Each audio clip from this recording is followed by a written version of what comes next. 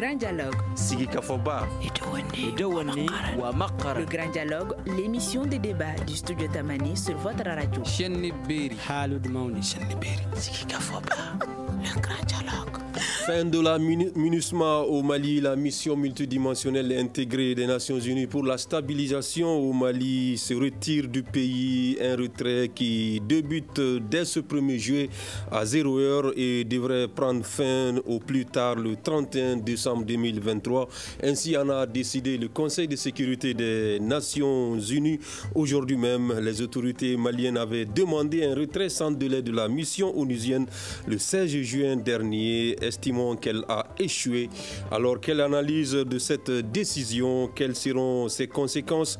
Comment envisager l'avenir sans la MINUSMA? Quelles leçons à tirer pour le Mali et l'ONU? Sido Tamani pose le débat avec nos invités. Aujourd'hui, ils sont au nombre de 3. Dr Ali Tunkara, chercheur et directeur du Centre des études sécuritaires et stratégiques au Sahel, CE3S. Bakabini Keïta, analyste politique et directeur de l'Observatoire du pouvoir et de la société. Cheikh Omar Doumbia, également analyste politique. Pour modérer ce débat, je suis Sekou Gadjigo. Mesdames, Messieurs, bonsoir et bienvenue. Le Grand Dialogue. Alors, merci chers invités d'être là. Je le disais tout de suite, le Conseil de sécurité a acté le retrait de la MINUSMA, la mission de l'ONU au Mali, déployée depuis une dizaine d'années. Je vous invite à écouter l'ambassadeur du Mali aux Nations Unies, Issa Konfouro. Tout en reconnaissant que la MINUSMA n'a certes pas atteint son objectif fondamental d'appui aux efforts du gouvernement à la sécurisation du pays, le peuple et le gouvernement de la République du Mali saluent toutefois sa contribution dans d'autres domaines, notamment en matière d'assistance humanitaire, sociale et les missions de bons offices. Le gouvernement de la République du Mali tient et veillera au respect des engagements pris. Dans cette dynamique, le Mali, conformément à sa responsabilité de pays hôte, poursuivra les mesures prises en vue d'assurer la sûreté et la sécurité du personnel, des locaux, installations et biens de la MINUSMA jusqu'au départ à date convenue de la mission. Par ailleurs, je tiens à rassurer de l'engagement total du gouvernement du Mali à poursuivre sans relâche sa mission régalienne de protection des populations civiles et des biens sur l'ensemble du territoire national. Alors, Cheikh Omar Doumbia, analyste politique, est-ce que cette décision du Conseil de sécurité vous a surpris? Absolument pas, parce que déjà depuis la demande effectuée par les autorités maliennes, la France qui portait le dossier a émis en tout cas un premier brouillon de résolution qui prévoyait la confirmation de ce retrait-ci et qui avait déjà fait le tour des États membres. Donc il y avait le climat, en tout cas ces derniers jours, prouvait que la mission allait se retirer. Comment vous analysez cette décision alors? Alors, c'est à la fois un ras-le-bol des deux côtés. C'est un ras-le-bol des autorités actuelles maliennes ainsi qu'une partie de la population malienne qui affirme que la MINUSMA n'est pas en train de servir, en tout cas les objectifs qu'eux, ils souhaiteraient qu'elle serve. Donc, de l'autre côté, c'est un ras-le-bol des États parties prenantes de la mission qui sont en train de dire si nous mettons suffisamment en danger nos hommes et si nous mettons suffisamment de moyens à leur disposition pour contribuer à stabiliser un pays, ce pays n'est pas d'avis avec nous ou ne reconnaît pas nos efforts, il serait mieux de nous retirer.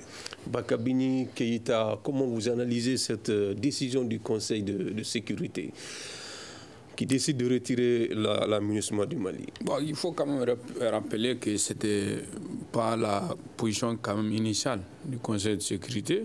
Je crois qu'à un moment donné, dans le rapport trimestriel, je crois, des Nations Unies sur l'opération donc au Mali, de maintien de paix au Mali. Donc je pense qu'il y avait une proposition ou des propositions qui avaient été faites par le secrétaire général des Nations Unies. Donc je pense que dans ces propositions, nulle part, il n'avait été question chez lui, en tout cas, du retrait de la MINUSMA. Et je pense que du côté, il y avait une discussion quand même forte par rapport à la modalité de renouvellement. Et je crois que c'est à ce niveau où les choses n'ont pas du tout marché, parce que c'est que le Conseil de sécurité, à travers son secrétaire général, proposait, donc ne faisait pas l'affaire du Mali. Et je crois, entre autres, des 3 propositions du secrétaire général, et il y avait effectivement la transformation de la MINUSMA d'une mission sécuritaire en une mission intégralement. Donc c'était partiellement une mission politique, mais intégralement, donc le secrétaire général voulait faire passer la MINUSMA en une mission politique. Et je crois que c'est ce qui constituait pour les autorités maliennes un piège dans lequel elles ne voudraient vraiment pas tomber. Donc ce n'est pas surprenant. Je pense qu'il y avait énormément d'indices. Je l'avais dit sur ce même plateau il y a, je crois, 1 mois ou un peu plus, que je pouvais parier à 80% que la mission n'allait pas être renouvelée, le mandat n'allait pas être renouvelé au regard des tensions qui existaient entre les autorités maliennes et le Conseil de sécurité à travers son secrétaire général, qu'il est inutile de rappeler ces tensions-là. Mais aussi, de l'autre côté, mon collègue ou mon co-débatteur l'a dit, Cheikh Oumar Doumbia, qu'il y avait effectivement une tension aussi au niveau de la population. Même si effectivement il y a une partie aussi de la population qui s'agite parce que la MINUSMA a apporté beaucoup de soulagement sur le plan social, sur le plan humanitaire. Mais la grande majorité des Maliens voudraient que le mandat de la MINUSMA prenne fin dans notre pays. Et je crois que c'est ce qui a été fait. D'accord. Docteur Ali Tounkara, pour Cheikh Oumar Doumbia, il s'agit d'un ras-le-bol des 2 côtés. Pour Bakabini, un désaccord entre les 2 parties sur les modalités de fonctionnement de la MINUSMA ici. Pour vous, qu'est-ce que vous pouvez ajouter à cela comme analyse? Non, très rapidement, je pense que les 2 arguments soutenus sont tout à fait justes, mais quand on regarde la succession des sorties fracassantes entre les autorités maliennes, la présence onusienne au Mali, certes la temporalité pourrait paraître un peu surprenante, mais que la mission mette un terme irrévocable à sa présence n'avait rien de surprenant. Du dossier ivoirien en passant par des rapports trimestriels produits par les Nations Unies, lesquels rapports mettaient quand même en cause ou portaient des accusations graves à l'encontre de l'armée malienne, même à la limite d'épuration ethnique. C'est là également les différents scénarios dont M. Keïta parlait, qui avaient été pensés, réfléchis par les experts des Nations Unies, dont l'élite militaire au pouvoir vous dirait qu'elle n'a pas été associée dans ces scénarios, à fortiori de les partager. Donc tout ceci nous laisse entendre que la mission allait prendre fin. Mais maintenant, je pense que ce qui a été surprenant, c'est le fait qu'elle n'a pas été renouvelée, ne serait-ce que d'un an. Il fallait-il mettre un terme à la mission ou fallait-il envisager à ce que la fin interviendrait dans un avenir relativement long? Ceux qui ont aujourd'hui la destinée du pays vous diront que au regard du climat tendu entre Bamako et New York, au regard des accusations qui finiront par saper le moral des troupes, au regard même des finalités recherchées par la mission, notamment la mise en œuvre de l'accord pour la paix. Rappelons-le quand même, c'est un accord qui peine à avoir un ancrage local. Non pas parce qu'il y a des militaires au pouvoir, avant que le militaire ne le soit, c'est un accord qui reste toujours paix partagée par les Maliens. L'autre mission, qui expliquerait aussi la présence de la MINUSMA, c'est ce soutien politique. Pour les autorités maliennes, les différentes localités en proie aux attaques terroristes, même aux conflits locaux, ont été investies par l'armée, dont la mission onusienne était censée réinvestir ces localités nettoyées. Tout cela, on se rend compte que finalement, entre le Mali et les Nations Unies, s'il y a une victime, c'est vraiment la réalité. On ne sait pas qui a raison, qui n'en a pas raison. Mais ce qui est évident en écoutant les 2 parties, il était quand même utile de mettre un terme à la mission au regard aussi quand même du point de vue analytique, le positionnement dont certaines puissances économiques et militaires faisaient l'objet par cette présence onisienne au Mali. Donc une mission qui est devenue au bout du tunnel un champ de compétition entre les puissances militaires, malheureusement. Oui, mais c'est une première, hein, docteur. Je ne dirais pas, en tout cas, ça fait longtemps qu'on n'a pas vu une telle décision du Conseil de sécurité de mettre fin à une mission déployée dans un pays, surtout à la demande de ce pays. Alors, comment vous analysez cela? Est-ce que ça ne risque pas de créer un précédent, que d'autres pays tentent la même chose? Oui, absolument. Les experts sont unanimes dessus et ils ont compris que certainement il fallait changer la nature de certaines choses dans l'approche internationale elle-même de la politique et qu'il fallait revoir les nouvelles influences qui s'installent. D'un point de vue, quand nous regardons en tout cas de nombreuses analyses qui sont faites au niveau du secrétariat d'État américain, ils réfléchissent en se disant que peut-être quelque part la Russie crée une monnaie d'échange dans le Sahel à travers le Mali par rapport à la situation ukrainienne. Donc, pour ces États-là même, se protéger, c'est très vite sortir de cet espace-là. Donc, ils sont en train de réfléchir à eux-mêmes et non d'agir selon ce que nous sommes en train de leur proposer.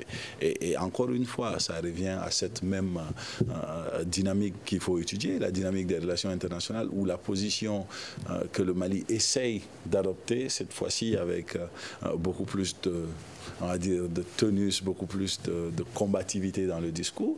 Et cette position n'a pas énormément d'alliés ou n'en a qu'un seul en principe dans le concert des nations. Donc les autres nations vont légitimement se dire est-ce qu'il faut continuer à être présent, est-ce qu'il faut continuer à mettre de l'argent, est-ce qu'il faut continuer à risquer la vie de leurs troupes dans un climat qui n'est pas favorable à leur présence. Et les études vont le montrer. Partout où des troupes étrangères ont été présentes et qu'une partie de la population ne s'est pas rendue favorable, cela n'a pas arrangé la situation. Et les puissances, à commencer par les États-Unis, vivent ça, ont vécu ça en Irak, en Afghanistan, et tout le monde le vit parce que l'OTAN participe à tout ça et les membres du Conseil de sécurité sont en majeure partie membres de l'OTAN. Donc, ce précédent se crée. Mais je doute fort que ça devienne une continuité. Parce que si nous regardons un peu aussi du côté du Soudan, le retrait de la mission a été très vite succédé par un chamboulement des événements qui va vraiment dans l'extrême négatif. Donc, aujourd'hui, est-ce que le Conseil de sécurité veut se porter garant d'une possibilité en tout cas de nouvelles difficultés qui apparaissent au Mali? Absolument pas. Ils veulent se laver les mains, ils veulent nier leur responsabilité dans cette affaire-là et faire confiance à ce que le Mali dit en se disant qu'avec ses choix de nouveaux partenaires et avec sa nouvelle dynamique, il pourra faire face à ses propres défis. Mais selon vous, quand est-ce que ça a commencé cette tension entre le Mali, en tout cas, et cette relation quelque peu difficile entre le Mali et les Nations Unies? Comment on peut l'expliquer? Alors, les relations sont toujours difficiles lorsque il y a une mission présente dans un pays, parce que les questions d'ingérence vont se poser et les questions de partialité des missions ont toujours fait l'objet de beaucoup de débats. Il faut se souvenir que déjà, même lors de la cérémonie de signature de l'accord issu du processus d'Alger, le président Ibeka avait fait un discours allant dans le sens en réclamant, on va dire, une certaine forme d'impartialité de la part des Nations Unies. Donc ça a toujours été demandé. Et ces débats existent toujours. Mais néanmoins, les États font preuve de diplomatie en mettant la discussion avant et en permettant à ce que ces discussions puissent conduire néanmoins à des compromis qui permettent aux États d'exceller et aux missions d'atteindre les objectifs qui sont les leurs. Les missions onusiennes sont connues pour avoir une durée de vie excessivement longue. Elles durent en moyenne 30 à 40 ans là où elles s'installent. Donc aujourd'hui, pour un pays de demander le retrait après 10 ans... Est-ce que cela n'explique pas leur inefficacité aussi?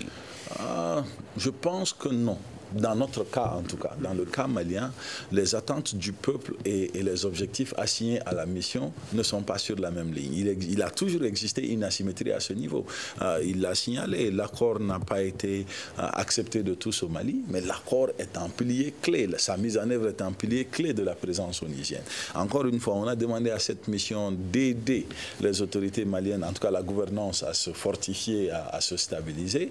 Et pendant ce temps, on fait face à un coup d'État, on fait face même à plusieurs coups d'État et d'énormes changements politiques, ce qui fait que la mission est arrivée dans un contexte qui n'est pas le contexte actuel. Donc, c'est comme si la musique a changé sans que la chorégraphie ne change, et cela ne fait que du danseur un mauvais danseur. D'accord. Bakabini Keïta, vous le disiez tantôt, il y a eu un désaccord entre les autorités maliennes et le secrétaire général qui avait proposé des options concernant la réadaptation de la MINUSMA. Mais est-ce qu'on peut dire aujourd'hui que le gouvernement de la transition et l'ONU n'appréhendaient pas le problème malien de la même façon? Sinon, pourquoi ce désaccord? Bon, il ne peut pas appréhender le problème de la même manière. Parce que je pense que pour le comprendre, il faut partir d'un constat. C'est que partout où les Nations Unies interviennent,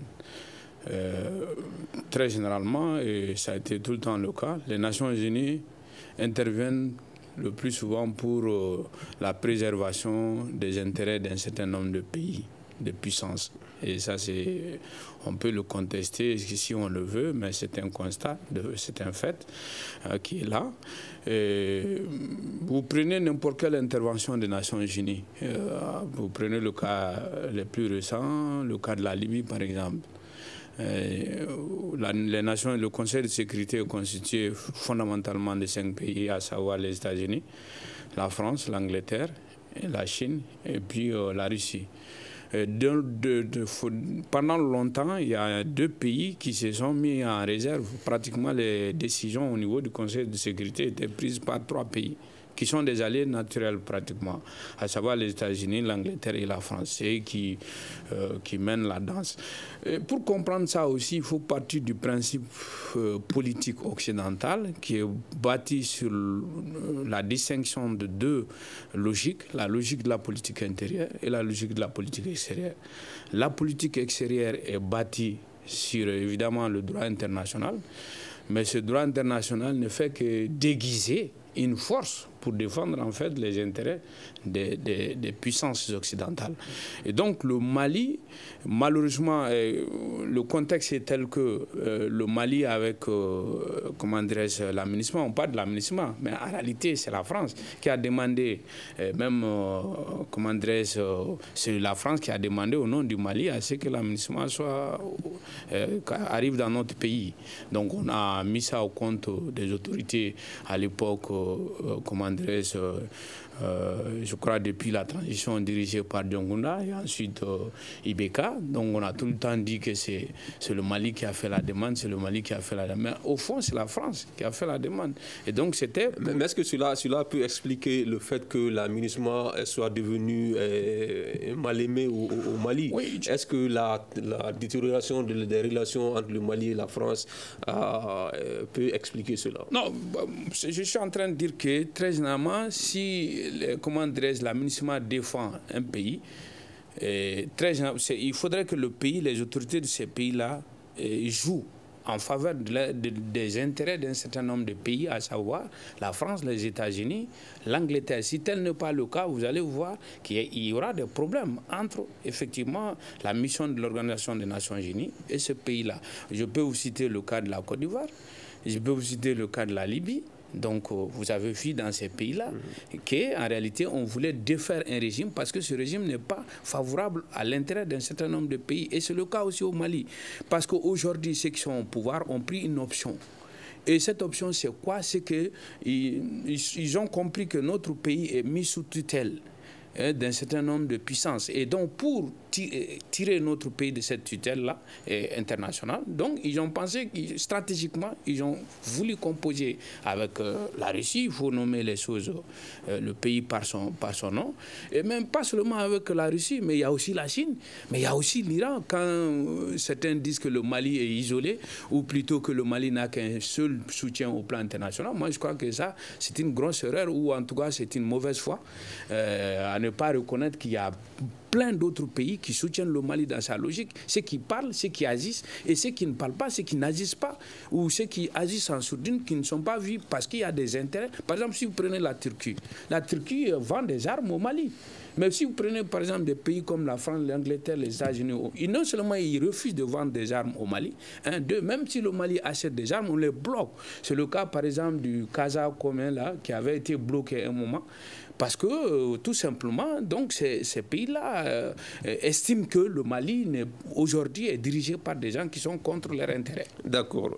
Docteur Ali Tounkara, si on pouvait parler maintenant du bilan de cette mission de la MINUSMA au Mali. Mais avant de vous donner la parole, nous avons fait réagir quelques habitants de certaines localités dans les régions de Gao, Bandiagara, Tombouctou. Je vous invite à écouter ce micro-trottoir.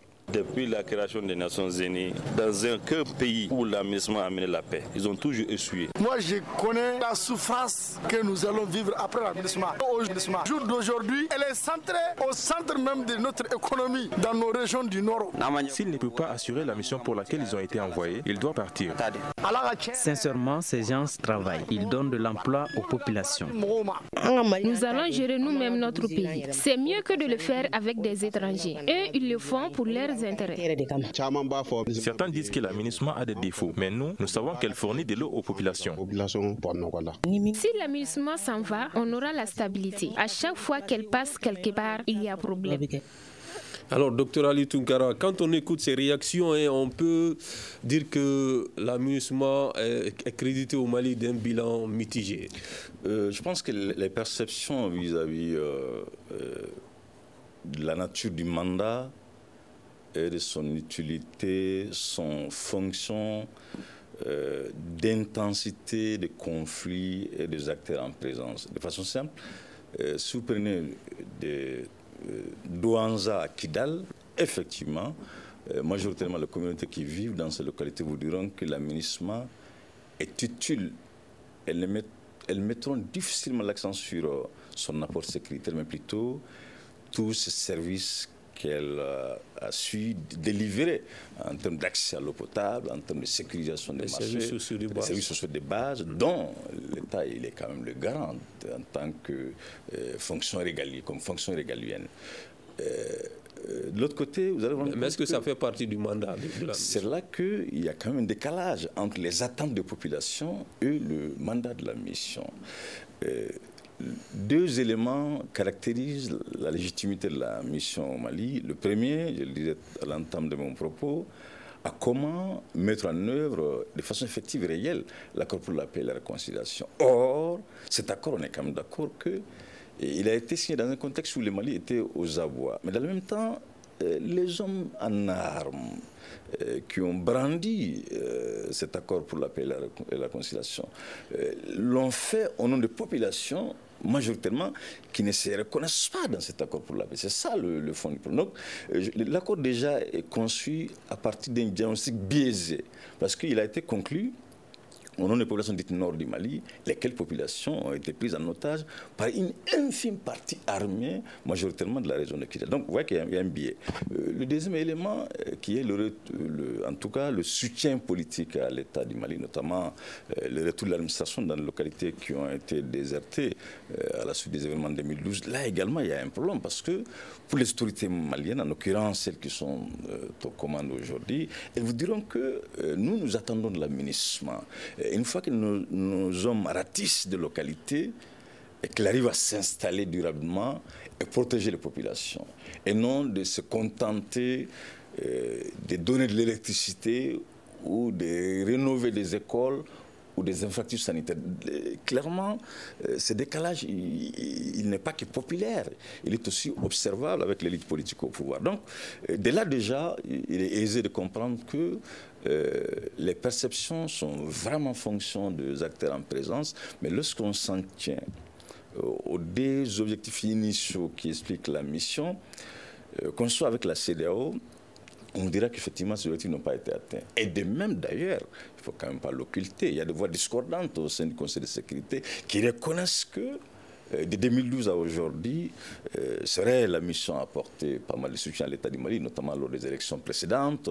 La mission a même permis à l'armée malienne de se mouvoir dans certaines localités en lui dotant de carburant, on ne le dit pas suffisamment. La mission a même permis, jusqu'à l'arrivée des militaires au pouvoir, de transporter pas mal de militaires de Mopti jusqu'à Kidal. Donc pour dire que sur ce plan, l'utilité, elle est sans équivoque. Mais franchement, quand on est dans l'analyse, les raisons pour lesquelles la mission est investie au Mali, ces raisons sont loin d'être satisfaisantes objectivement.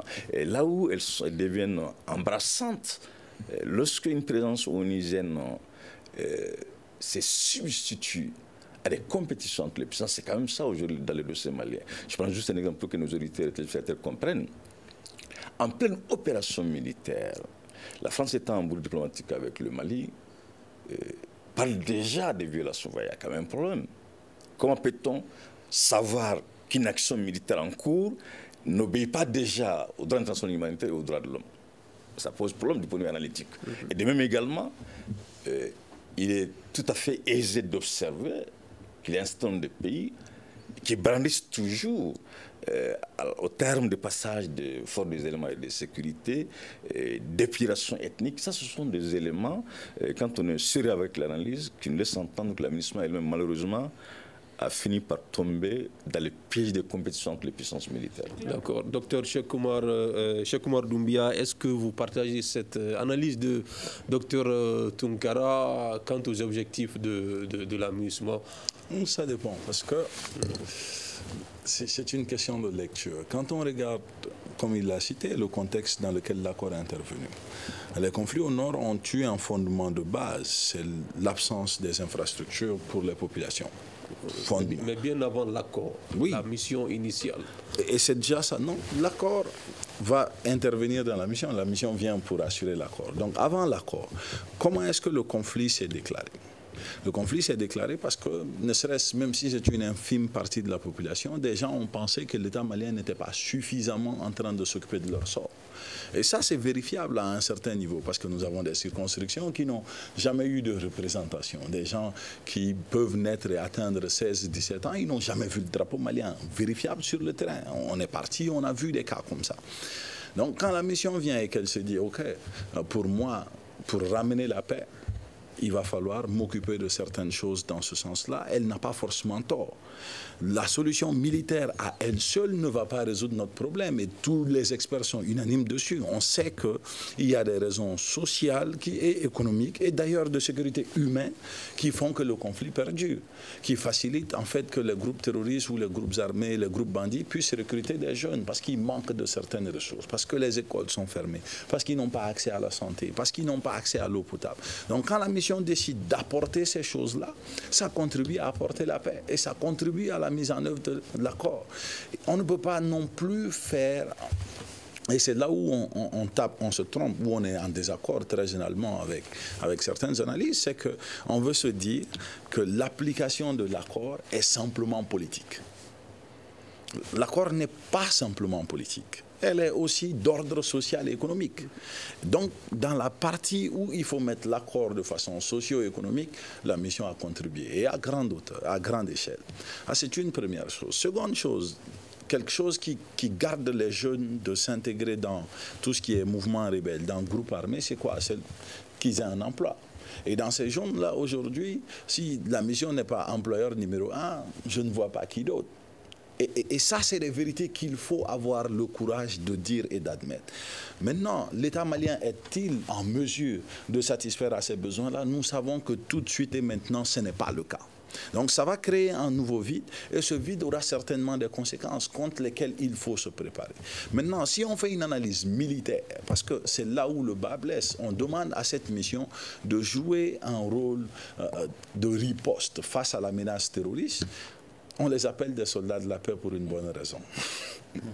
Et ça, c'est une réalité.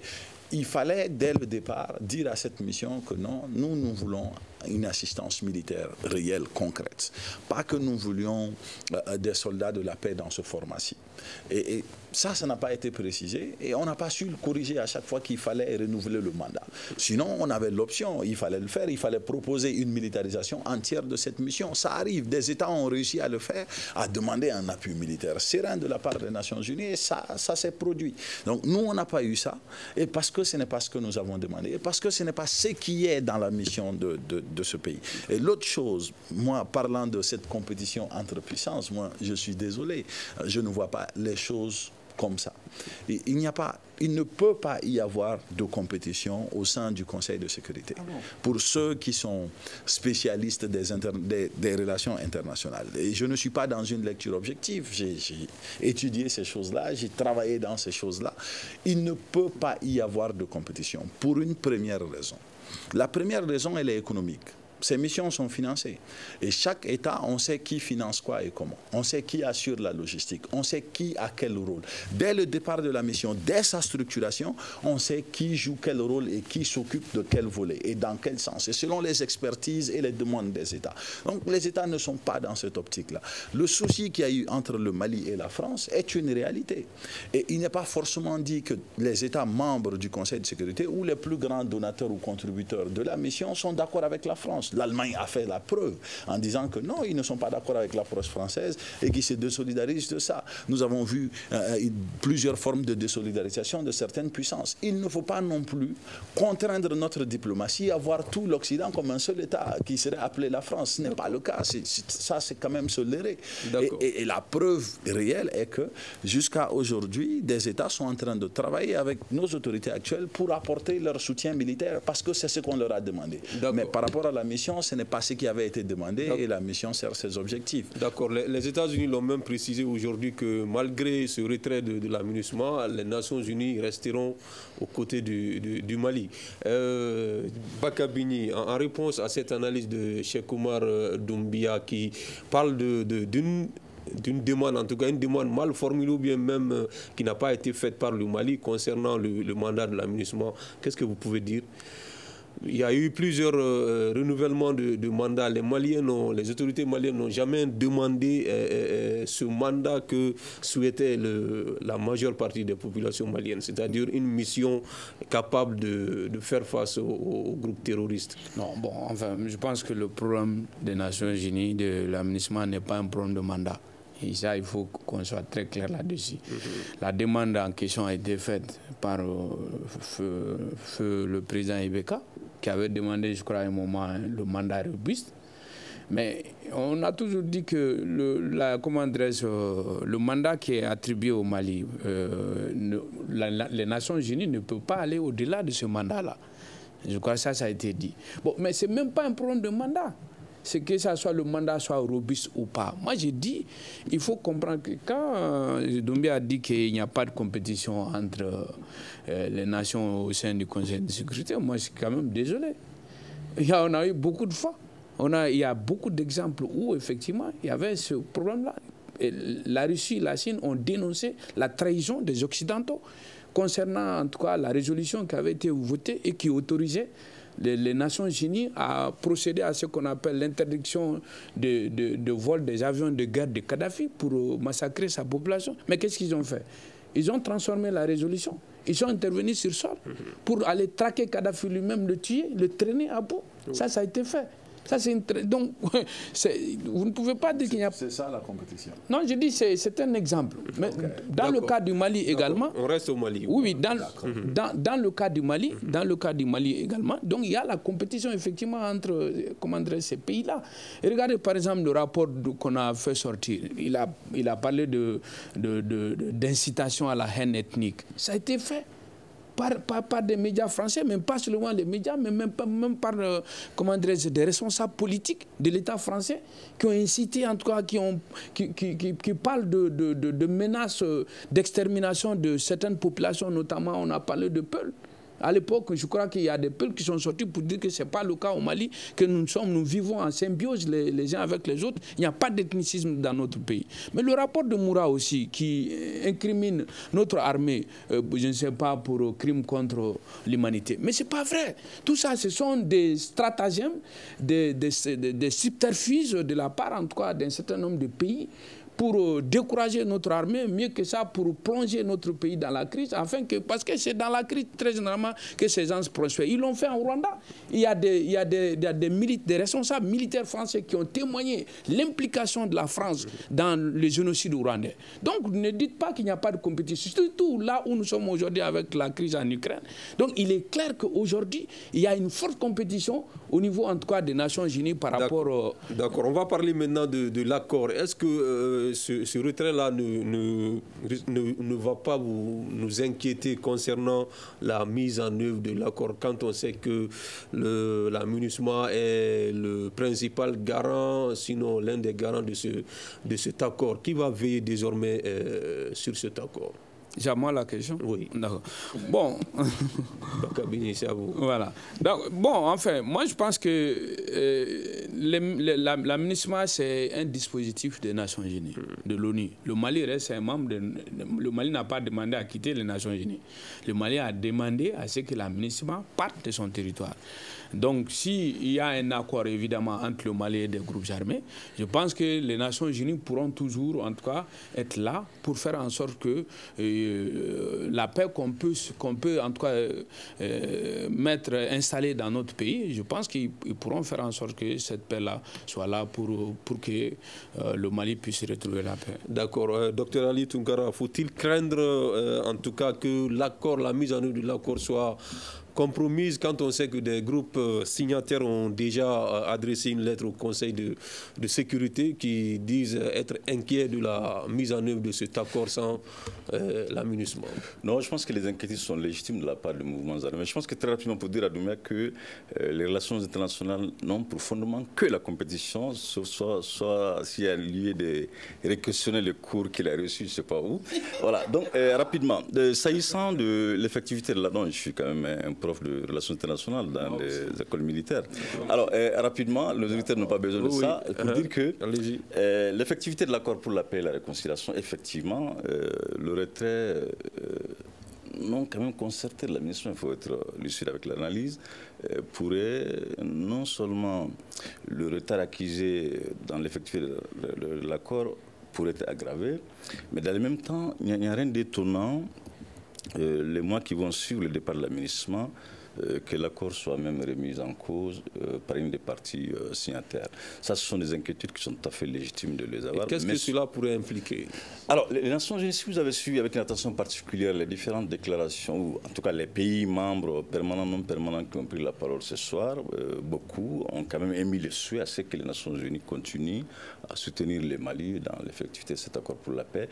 Et le format qui est prévu, c'est de discuter avec les autorités maliennes, de mettre en place une sorte d'instance qui va avoir comme mission essentielle le suivi de l'accord pour la paix et la réconciliation, mais vraiment une mission entièrement politique. Mais la même mission pourrait aussi avoir un regard sur les droits de l'homme, dont les militaires sont parfois un peu réticents à ce niveau également. Donc pour dire que les Nations Unies restent aux côtés du Mali pour l'effectivité de l'accord, mais objectivement, tout laisse croire que la dynamique dans laquelle s'est inscrite un nombre important de mouvements signataires, qui est la suspension de l'accord, et les différentes déclarations dont ces mouvements avaient fait l'objet aussi en termes de sécurisation des régions dites nord du Mali qui n'ont pas lié, tout ceci laisse entendre qu'aujourd'hui, entre Bamako et la CEMA en particulier, on ne va pas assister à des affrontements, mais la non-effectivité de l'accord risquerait d'avoir raison sur son effectivité. Alors, au-delà des services sociaux de base qu'offre la mission, il y a aussi, en tout cas, la mission compte 15 000 éléments, casques bleus plus policiers. Alors, c'est une force quand même dissuasive, malgré le fait que les Maliens ne sont pas, la majeure partie des Maliens ne sont pas satisfaits de ce qu'elle a donné comme résultat. Mais est-ce qu'aujourd'hui, comment envisager le remplacement de cette force? Comment combler le vide, comme vous le disiez tantôt? Alors, rappelons que le vide qui va être laissé, il est plus lié au développement incontestablement qu'apporter la mission. Mais quant au vide sécuritaire, la mission n'est pas combattante, comme le signalé Doumbia. Donc, côté vide sécuritaire, quand on lit avec une attention particulière les maillages de l'appareil sécuritaire de décembre 2021 aujourd'hui, tous les s'entendent que l'armée malienne pourrait, comme les civils sécuritaires venaient à être constatés. Attention, rappelons-le quand même, la mission onusienne ne se battait pas contre l'ennemi terroriste, mais plutôt elle servait à s'interposer si le Mali ou une partie des rébellions venaient à s'affronter. Donc pour dire que le vide sécuritaire qui va être laissé, il pourrait être comblé.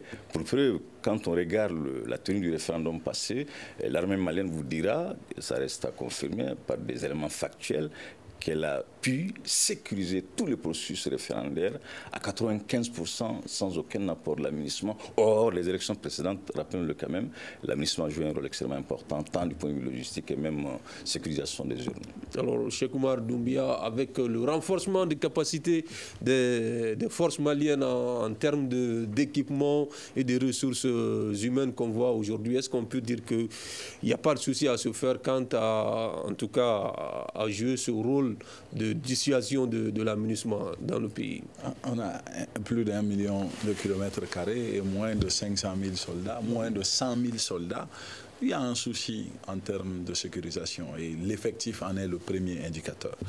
Cela dit, si les gens ont décidé d'aller dans ce sens, ils doivent avoir un plan. Il y a des recrutements qui sont en cours quand même. Oui, mais cela ne nous permet jusqu'à présent pas d'atteindre plus d'1 soldat pour 6 personnes. Donc c'est quasiment une armée 300 personnes, merci.